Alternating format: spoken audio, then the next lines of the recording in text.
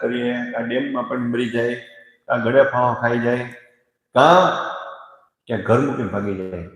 પણ ભગવાન શીખવાડે છે કે ભાઈ હું ખુદ પરબ્રહ્મ, સૃષ્ટિનો રચયિતા, મારે પણ જો આવી તકલીફ દુઃખ આવતા હોય હું પણ ભાગતો નથી. દરેક મુશ્કેલીનો સામનો હું વસીને કરું છું, સમજદારીથી કરું છું, હોશો અવાજમાં કરું છું, અને એમાંથી કેમ નીકળવું એનો રસ્તો પણ શોધું છું. એટલે હે જીવો, હે આત્માઓ, તમે પણ શીખો. મારું વર્તન જોઈને તો ભગવાન કે શીખો કાકા. કેદી શીખશો?